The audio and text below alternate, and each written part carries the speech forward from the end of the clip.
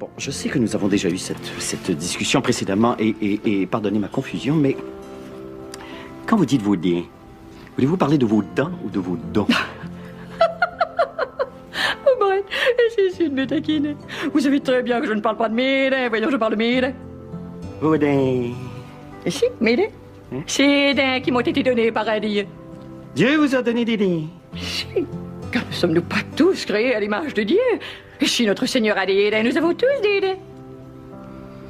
Donc, moi-même, j'ai aussi des dents.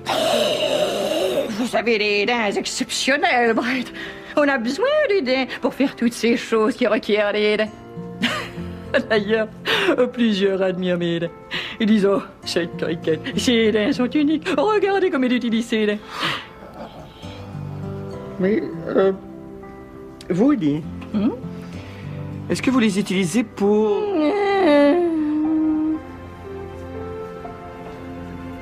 Voulez-vous me dire quelque chose, Cricket, ma tendre? Mais nous, voyons, lisez. Mais comprenez-vous donc pas qu'une femme puisse ressentir le désir de dialoguer? Je suis incompris. Vous avez pris beaucoup de poids aussi. Oh non, ça, on ne va pas là. Oh, ça, ni, je passe...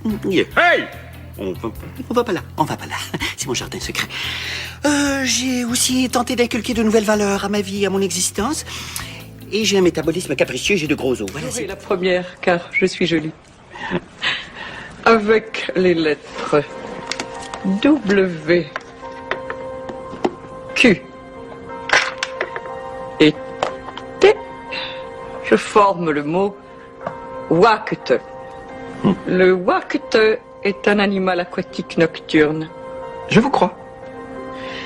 Pour ma part, je prends mes 3 Z et je forme le mot ZZ. le ziz est aussi un animal aquatique nocturne. Ah, je vous crois. Je vais maintenant placer mes 5 F et un I et un U pour former le mot fufu. Le fufu est... Le fufu Est un animal aquatique nocturne. Oui, c'est exact.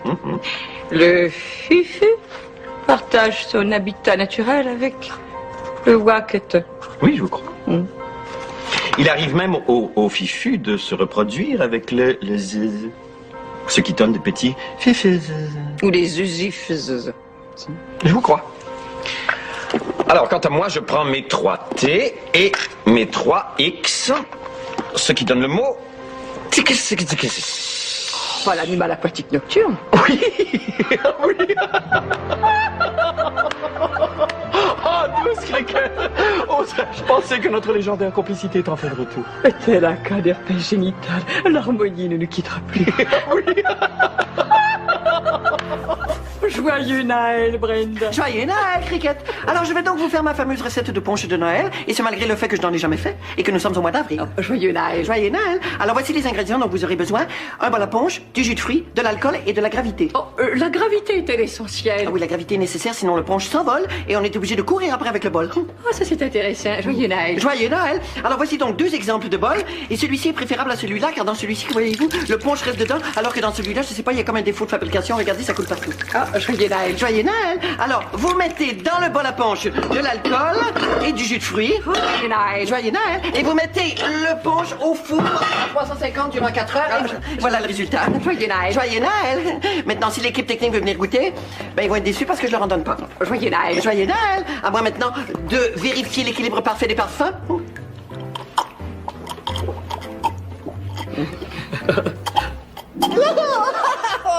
Oh, ça va pas bien. Ça va pas bien du tout, j'ai pas de plaisir, là. Joyeux Noël. Joyeux Noël.